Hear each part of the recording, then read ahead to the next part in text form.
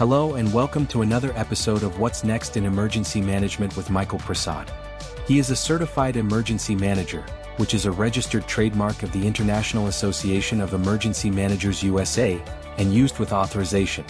He is also the owner of both the Center for Emergency Management Intelligence Research and Barton Dunant Emergency Management Training and Consulting. This is Season 1, Episode 7, and Mike tells me there are no special guests in this episode, just a few commercials in the middle. Check out our other episodes at the CEMIR.substack.com.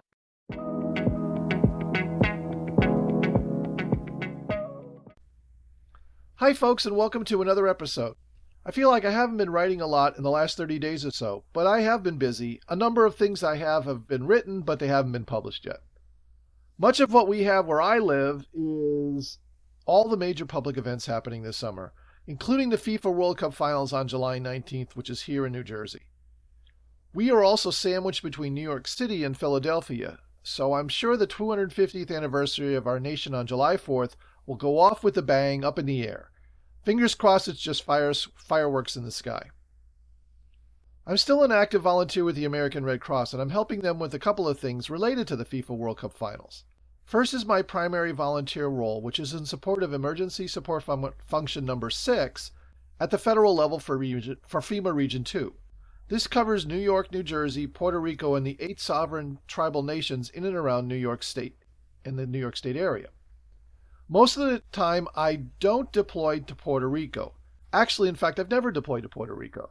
What I do is deploy to where FEMA sets up their headquarters in the New York City area, and the team of us liaison officers from the various different emergency support functions all get together and provide support to FEMA's leadership for whatever it is that's impacting Region 2. I'm pretty sure we'll be standing up this site associated with the FEMA World Cup Finals, at the least, especially since that's what's known as a national security special event. The Red Cross has a national agreement with FEMA to support these centers with liaison officers across the country, since we're the co-leads for ESF 6. I've also helped build out what's called a PACE plan for our communications needs associated with the FIFA World Cup Finals. This is on a sort of consequence management, meaning that if the Red Cross is not actually in the day-to-day operations involving the World Cup matches, it's the what-ifs. What if something were to happen? What would our ESF 6 role would be? And how do we prepare for that based on what we know in terms of situational awareness and intelligence, including the potential threats to the telecommunications systems for both voice and data? PACE is an acronym for Primary, Alternative, Contingency, and Emergency. It's basically a 4-layer deep type of system. Again, for both voice and data is what we're using it for. But you can do a PACE plan for just about everything you have. You can do it for your IT systems, for your office space. You can even do it for your vacation planning. It really doesn't matter what it is, but the idea is 4 deep. I'm not going to go into the details for the security from a security perspective as to what exactly we're doing, but you can read some generalities in the show notes on what's been done, to using amateur radio as one of our layers. I also seem to have overbooked myself on conference presentations, both virtually and in person, for the sort of time frame between spring into summer. By the time this episode drops on the 15th of May, I will have done 2 different presentations, both on the pediatric feeding issues. The first is on May 5th, and that's the Homeland Defense Information Analysis Center's 2026 tabletop exercise. And then there's one on that's a virtual one, by the way. And then there's a second one, which is a live one on May 12th, which was the New Jersey Volunteer Organizations Active in Disaster in-person conference in Somerset, New Jersey. I'm going to track both of these down on my Barton Dunant pediatric page in the milestones document, but I don't believe there's going to be any recordings available. The slides that I will be using are similar to the prior presentations I've done on pediatric feeding. And you can also find the links to those slides via a link I'll put in the show notes to the overall pediatric feeding work that my partner Jennifer Russell, Dr. Jennifer Hope Russell, and I have done over the last couple of years. I'll also have Christopher use his AI voice to talk through the more detailed information about the upcoming free virtual conferences I'll be presenting at after May 15th. There are 2. 2 from the Arkansas Tech University and 1 from Embry-Riddle Aeronautical University. As I noted, there are 2 symposiums, separate ones, but they're both virtual and they're both free to attend. I'll be presenting twice at the Arkansas Tech one and once at the ERAU one.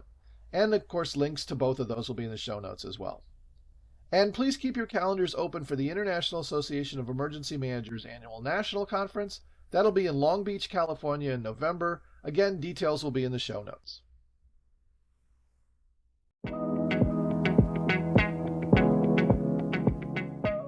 Hello, I am an AI-generated avatar, here to present Safer Rooms from Barton Dunant.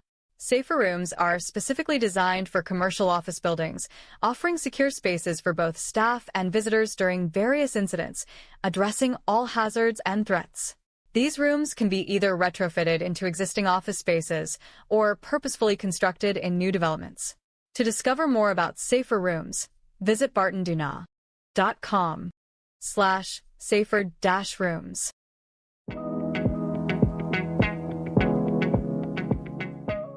As Mike noted, after May 15th of 2026, Mike will be presenting at the following conferences or colloquiums. Some are in person and some are virtual. Registration information for all will be in the show notes. On May 18th, he will present how war in the homeland will impact both emergency management and homeland security at the second annual Pracademic Emergency Management and Homeland Security Summit. This is at 4:30 p.m. Eastern Time.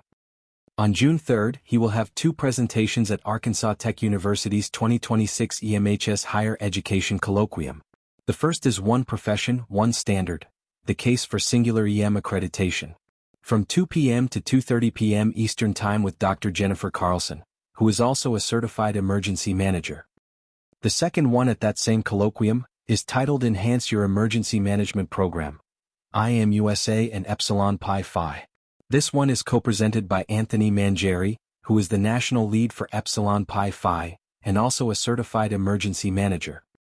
Finally, at least for now, is on June 4th, Mike will be part of a panel session on infant and young child feeding in emergencies. His co-panelist is Melinda Desile of North Carolina's Safe Infant Feeding Team. Again, details on all of these will be in the show notes.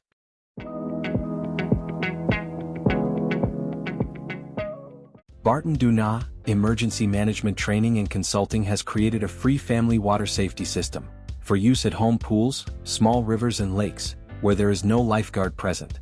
It is not designed for ocean or large lake use and is not a substitute for learning how to swim. It's called the Smarter Water Watcher and is available for distribution by any organization, including emergency managers at no royalty cost. All that is needed is to print and laminate 2 double-sided cards, obtain a whistle and breakaway lanyard, and watch the short training videos.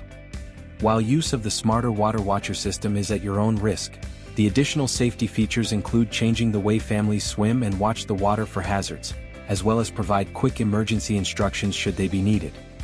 You can learn more about the Smarter Water Watcher system at www.bartondunant.com/smarter-water-watcher.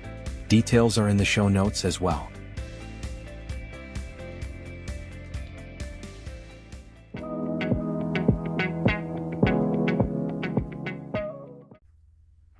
I'm letting the What's Next podcast listeners know that my articles on the hot-button subject of a reboot of civil defense in the United States have become a personal passion of mine.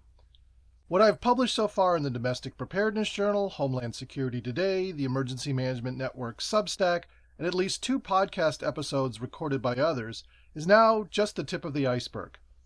I'm continuing this work over at the CEMIR Substack. Links to all of those will be in the show notes. I would also recommend folks take a look at Quinn Lucy's 2019 essay over at the Homeland Security's Affairs Journal, which is a great read on those historical elements which created FEMA in 1979 and then absorbed into DHS after 9/11. Our nation's evolving landscape of homeland defense since 9/11 has mostly been focused on terrorism, which are not acts of war last I checked. Presidential Policy Directive Number 8 replaced the preparedness mission with protection and prevention and added specific core capabilities only applicable to the threat of terrorism.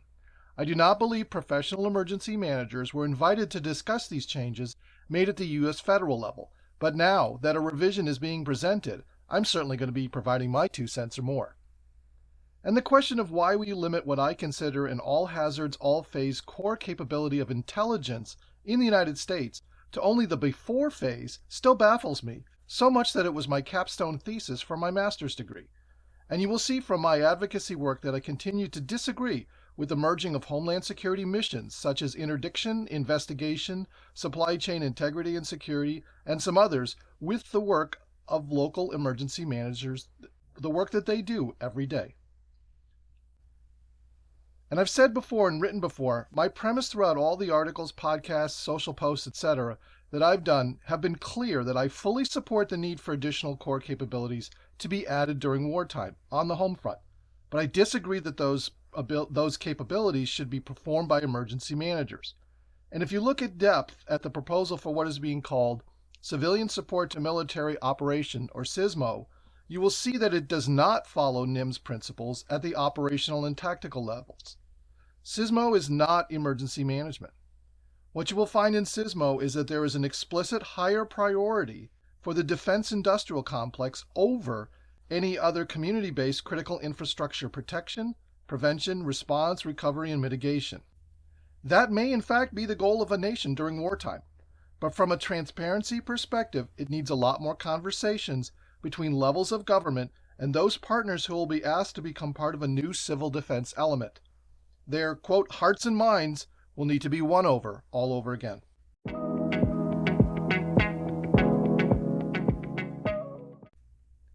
Great news, our CEMIR Substack is now rated on Ad Fonte's media bias chart. We've accumulated enough comment for them to analyze against their proprietary model based on news value and reliability as well as political bias. This point in the middle is exactly where we want to be. You can learn more about the hundreds of media outlets, podcasts, blog sites, etc. that they analyze at a website that I will include in the show notes.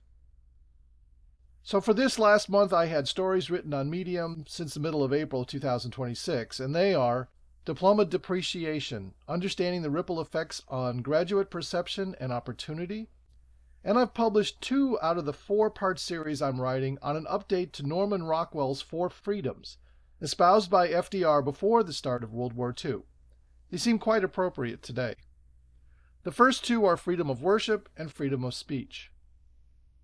And looking at the CEMIR Substack, lots of stuff has been in progress, and while I didn't post any new original work myself, I did cross-post or republish some good reads from others, and that includes Your Perimeter is the Wrong Boundary, the Nexus Between Crisis Communications and Critical Infrastructure from Philippe Bormans. Bormans also has started a multi-part series on the downstream risks and communications implications of the 2026 FIFA World Cup, viewed through the lens of gray zone operations. We've reprinted his first article at the CEMIR's Substack. And there are 2 cross posts from Dr. Andrew Rumbach. First, The Progress of Recovery in Rolling Fork 3 years after the tornado, an experiment in vibe coding. And second, 5-minute research summary, Earthquake Exposure of Populations with Access and Functional Needs. Separately, we cross-posted a new chapter in Foreign Espionage and Clandestine Biological Warfare against the United States, Hidden Threats from Secret Chinese Biolabs and Agricultural Subterfuge, written by Dr. Arthur Simmental, who is also a certified emergency manager. And finally, the Cassandra Complex, Why the Boardroom Punishes Safety Profits, which is content from the QHSE standard. And don't forget, if you're a free CEMIR Substack subscriber, we'd love to have you invite friends to subscribe so they can read our material along with the rest of us. If you refer your friends, or even your foes, you will receive benefits that give you short-term paid level access to the CEMIR Substack. Learn more from the show notes. That's it for this episode of What's Next in Emergency Management with Michael Prasad. I'm Christopher, your AI voice for interludes, intros, and outros, and Mike wanted to ask if you would like, subscribe, and or repost these podcasts to help get the word out. This is the end of the audio, as there are some credits to roll on the video after this.